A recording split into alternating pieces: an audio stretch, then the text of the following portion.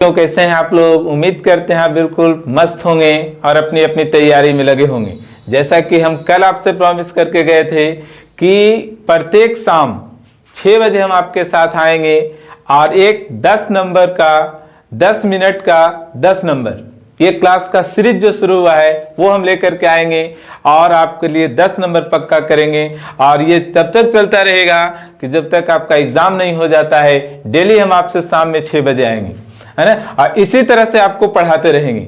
लेकिन आपसे भी एक शिकायत है ना, आप क्लास को देखते हैं पूरा व्यू ठीक है ना, लेकिन आप अच्छा लगता है अगर आपको तो आप ईमानदारी से लाइक करें, उससे मोटिवेशन मिलता है हमें। और अपने दोस्तों के पास शेयर भी कीजिए इसको। आप ही को थोड़ी पास होना है, और लोग को भी पास होना है एग्जाम, और लोगों को भी अच्छा नंबर लाना है। तो ये 2 काम आपको करना है कि कम से कम क्लास को आप पूरा देखिए, पूरा देखने में अच्छा लगता है तो गुरु दक्षिणा में लाइक कीजिए और फिर इसको आप शेयर कीजिए, तभी आगे का क्लास हो पाएगा, है ना। तो आज जिस तरह से हम उस दिन बताए थे आपको कि धातु अधातु का भौतिक गुण पढ़ लिए, अब रासायनिक गुण पढ़ना है ना, जिसमें रिएक्शंस आएगा, रिएक्शन वाला गुण जो रहेगा, है ना। ये एक हो गया कि छू करके देख करके आप बता सकते थे कि चमक होता है, कठोर होता है ना, ठोस के रूप में होता है। लेकिन आज हम लोग पढ़ेंगे रासायनिक। देर नहीं करते हैं, बिल्कुल 10 मिनट का क्लास रहेगा और आपके लिए 10 नंबर पक्का करेगा। देखिए जैसा कि इसमें रिएक्शंस पे आपको बताया जाएगा, है ना, कि धातु, जैसे पहला है कि धातु को अगर ऑक्सीजन के साथ रिएक्शन हम लोग कराते हैं, है ना, किसके साथ? ऑक्सीजन के साथ, तो ये बनाता है आपका धातु का ऑक्साइड, है ना। धातु का बनाएगा, क्या बनाएगा? ऑक्साइड बनाएगा। जैसे देखो कि सोडियम ले लो, हाईली रिएक्टिव है ये, है ना, तो सोडियम का किससे कराना है आपको? ऑक्सीजन के साथ, क्या बनेगा? सोडियम का ऑक्साइड, है ना। फॉर्मूला लिखने आता है तो इसका वैलेंसी 2 उसके पास जाएगा, है ना। इस तरह से संतुलित है क्या? नहीं है। 2 ऑक्सीजन उधर एक ही है, 2 लगाइए इधर, लेकिन ये सोडियम हो गया 4, तो यहाँ 4 लगा दीजिए, समझ गए। उसी तरह से आप पोटेशियम ले सकते हैं, है ना, सोडियम, पोटेशियम, कैल्शियम, जो आपको लेना है। जब भी आप इसका रिएक्शन ऑक्सीजन के साथ कराएंगे हमेशा बनेगा आपका धातु का ऑक्साइड। सोडियम कराए तो सोडियम ऑक्साइड, कैल्शियम से कराइएगा कैल्शियम का ऑक्साइड, मैग्नीशियम से कराइएगा मैग्नीशियम का ऑक्साइड, है ना। तो ये आपको ध्यान रखना है।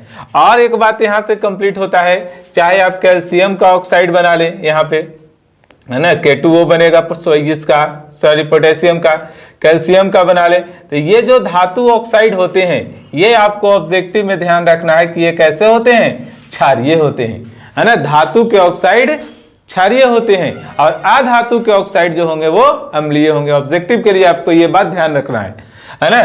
कुछ जो ऑक्साइड होते हैं वो द्विधर्मी होते हैं, है ना, वो द्विधर्मी होते हैं। द्विधर्मी कहने का मतलब जैसे जिंक का ऑक्साइड, लेड का ऑक्साइड, है ना, Fe3O4 आयरन का ऑक्साइड, ये जो ऑक्साइड है इसको कहा जाता है द्विधर्मी ऑक्साइड, है ना। द्विधर्मी ऑक्साइड क्या है?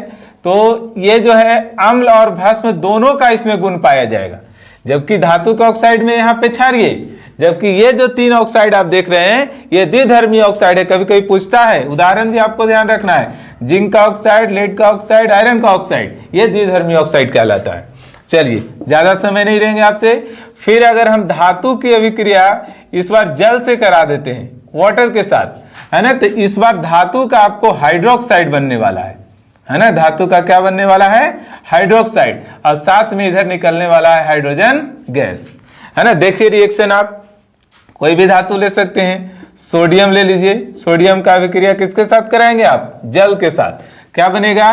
NaOH और प्लस हाइड्रोजन निकलेगा इधर बाहर। संतुलित है? नहीं है तो कर लेंगे, है ना। आप यहाँ पे 2 लगा दीजिए तो 4 हो जाएगा, यहाँ 2 लगा दीजिए तो इधर भी हो गया कितना? 4, और 2 यहाँ लगा दीजिए, संतुलित हो गया। तो जितने भी आप लेंगे, सोडियम है, पोटेशियम है, कैल्शियम, सब आपका बनाएगा। पोटेशियम लेंगे तो पोटेशियम का हाइड्रोक्साइड बनेगा, है ना। रिएक्शन आपको कराना है, कैल्शियम लीजिएगा तो कैल्शियम का हाइड्रोक्साइड बनाएगा, और हमेशा निकलेगा कौन सा गैस बाहर? हाइड्रोजन गैस बाहर निकलेगा, है ना। इस बात को ध्यान रखना है। और sodium, potassium, calcium highly reactive है ना। ये इसको खुला में अगर ऑक्सीजन में आप रखिएगा तो ये जल जाएगा, तेजी से ऑक्साइड बना के आग पकड़ लेता है। यही कारण तो है इसे हम लोग किसमें डुबा करके रखते हैं, है ना, किरोसिन में रखा जाता है। ये बात भी आपको बता दिए, है ना। और देखिए कुछ धातु जो है ना, जैसे आपका है लोहा, है ना, जैसे आपका है मैग्नीशियम, जैसे आपका है जिंक, ये वाष्प से अभिक्रिया करेगा। ये जो है ना, ये ठंडे जल से अभिक्रिया नहीं करता है, और जब ये वाष्प से करेगा तो ये ऑक्साइड बनाएगा। एक आपको हम बना के बता देते हैं, जैसे लोहा का अभिक्रिया करा रहे हैं जल के साथ, तो ये बनाएगा आपका Fe3O4, और प्लस में निकलने वाला है कौन सा गैस, हाइड्रोजन गैस। संतुलित नहीं है तो आप इसे यहां से कर लेंगे, 3 यहाँ लोहा कर लीजिए, ऑक्सीजन यहाँ पे कितना है 4, तो 4 यहाँ करना होगा आपको, और फिर यहाँ पर 4 दूना 8 हो गया, तो यहाँ भी आपको करना होगा 4 से। समझ गए। तो इस तरह से आप देख रहे हैं कि जो ठंडे जल से अभिक्रिया करेगा वो हाइड्रोक्साइड बनाएगा, और जो बात ये रिएक्शन आपका आता है कि लोहा के अभिक्रिया जल से कराने पर क्या होता है, तो फेरिक ऑक्साइड बनता है और साथ साथ हाइड्रोजन गैस निकलता है बाहर। इस बात को आपको ध्यान रखना है। तो 2 रिएक्शन आज सीखे आप कि ऑक्सीजन के साथ क्या होता है। अब हम लोग देखेंगे कि अम्ल से के साथ होता है तो क्या होता है, और वो तो हम आपको पहले भी बता चुके हैं कि अम्ल से अगर रिएक्शन करता है तो क्या होता है। धातु की अभिक्रिया किसके साथ, अम्ल के साथ, पहले पढ़ा चुके हैं अम्ल भस्म लवण में। ये बनाएगा आपका लवण और साथ में निकलेगा इधर क्या, हाइड्रोजन गैस, सॉरी जल नहीं, हाइड्रोजन गैस निकलने वाला है। कोई भी ले लीजिए, जैसे HCl लिए, पहले धातु ही लिख देते हैं, जैसे जिंक, है ना, प्लस अम्ल में HCl हाइड्रोक्लोरिक अम्ल, क्या बनाएगा लवण, ZnCl2, और हाइड्रोजन गैस निकल जाएगा बाहर। संतुलित नहीं है, 2 आप यहाँ लगा दें। तो अम्ल की धातु की अभिक्रिया जब अम्ल से कराएंगे तो लवण बनेगा और हमेशा निकलेगा कौन सा गैस, हाइड्रोजन गैस। 3 रिएक्शन हो गए आपके, थर्ड ये है ना। 4th रिएक्शन अगर आपको देखना है तो धातु की अभिक्रिया अगर हम लोग किसी अन्य धातु के लवण से कराएंगे, जो पहले बताए थे FeCuSO4, और यहाँ पर ये कम रिएक्टिव है, ये ज्यादा रिएक्टिव है ना। तो ये क्या करेगा, कॉपर को बाहर करेगा, बनाएगा फेरस सल्फेट, और कॉपर चला जाएगा बाहर। तो ये रिएक्शन भी एकल विस्थापन कहलाता है। तो ये भी आपका धातु। तो 4 रिएक्शंस आपको याद रखने हैं, है ना, धातु के बारे में। अच्छा, सोना, चांदी, प्लेटिनम, ये सब रिएक्शन नहीं करता है अम्ल के साथ। तो ये किसके साथ करता है, तो एक पदार्थ है आपका अम्लराज। अम्लराज कौन सा पदार्थ है, अम्लराज, है ना। अम्लराज क्या है, ये HCl हाइड्रोक्लोरिक अम्ल और HNO3 का मिश्रण है, सांद्र है। सांद्र आपका HCl भी है, सांद्र HNO3 1:3 में ये मिला हुआ है। अगर इसमें आप सोना को डालेंगे, चांदी को डालेंगे तो रिएक्शन कर जाएगा, है ना। सुनार लोग जो साफ करता है आपका आभूषण, है ना, तो साफ क्या करता है, चमक क्या लाता है, पूरा साफ कर देता है। सोना को जैसे ही अम्लराज में डालेगा वो सोना तो बिल्कुल चमक जाएगा, है ना, लेकिन उसका वेट लॉस कर जाएगा। कुछ सोना जो है सो अम्लराज में जाकर के घुल जाता है। तो कभी भी आभूषण आप साफ करवाएं तो उस बात को ध्यान रखना है कि वेट तो नहीं कम रहा है उसका, है ना, नहीं तो वो उसमें घुल करके जमा हो जाता है। तो सोना, चांदी, प्लेटिनम ये अम्ल से रिएक्शन नहीं करता है, लेकिन अम्लराज से करता है ना। तो अम्लराज क्या है, याद रखेंगे आप कि अम्लराज सांद्र हाइड्रोक्लोरिक अम्ल और सांद्र नाइट्रिक अम्ल का 1:3 में मिला हुआ मिश्रण है, जिसमें कोई भी धातु जो है वो क्या होता है, घुल जाता है। खास करके सोना, चांदी और प्लेटिनम जैसे मतलब लेस रिएक्टिव तत्व जो है, धातु है, वो भी उसमें घुल जाते हैं। इस बात को आप ध्यान रखेंगे। दूसरा अब हम लोग पढ़ेंगे अधातु के बारे में। धातु का रिएक्शन आपको इतना याद रखना है, क्या क्या बोले हैं कि धातु ऑक्सीजन से भी क्रिया करेगा तो धातु ऑक्साइड बनाएगा, धातु जल के साथ करेगा तो हाइड्रोक्साइड बनाएगा, धातु अम्ल के साथ करेगा तो लवण बनाएगा, हाइड्रोजन गैस बाहर निकलेगा। दूसरे धातु के लवण के साथ करेगा तो अगर वो कम क्रियाशील है तो उसको विस्थापित कर देगा। अब अधातु में बहुत कम है आपका, है ना। अधातु भी अगर ऑक्सीजन से भी क्रिया करता है तो ये भी ऑक्साइड बनाता है ना। ये भी क्या बनाता है आपका, ऑक्साइड। जैसे कार्बन का रिएक्शन अगर हम लोग ऑक्सीजन से कराएंगे तो बनेगा कार्बन डाइऑक्साइड, सल्फर का कराएंगे ऑक्सीजन के साथ बनेगा सल्फर डाइऑक्साइड। इस बात को और अधातु का जो ऑक्साइड होता है मेरे बच्चों वो क्या होता है अम्लीय होता है ना, पढ़े आप हैं। अधातु अम्लीय और धातु का रहेगा तो वो क्षारीय या भास्मिक। ये ऑब्जेक्टिव में कई बार प्रश्न पूछा गया है, तो वहां पर आपको देखना है जो ऑक्साइड रहेगा ना, तो आगे वाला आपको देखना है कि वो धातु है या अधातु। अगर आपको दिख रहा है Na2O है ना, तो ये धातु का ऑक्साइड, तो ये क्षारीय होगा। लेकिन दिख रहा है SO2 CO2 CO है ना, इस तरह से, तो वहां पे आप कहेंगे कि वो अम्लीय होगा, है ना। इस बात को आपको ध्यान रखना है। अधातु जो है वो जल के साथ अभिक्रिया नहीं करता है।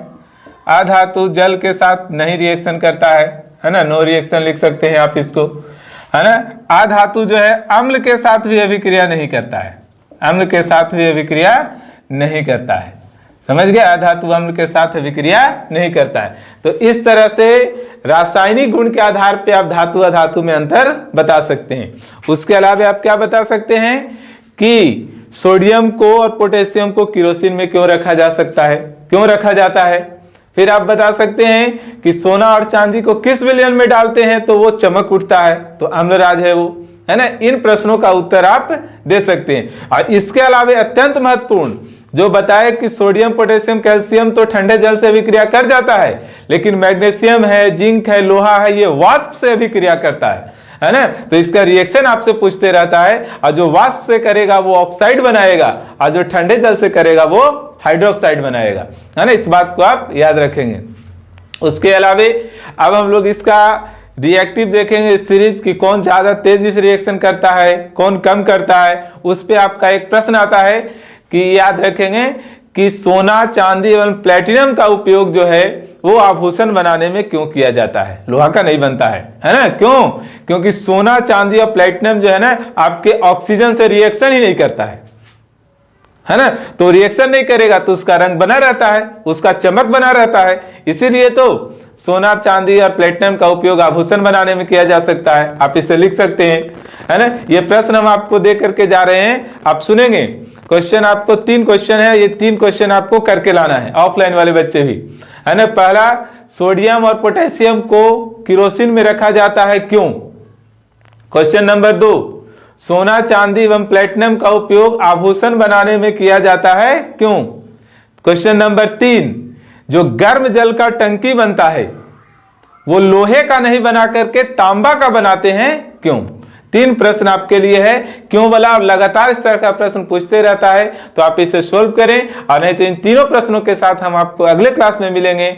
बहुत बहुत धन्यवाद।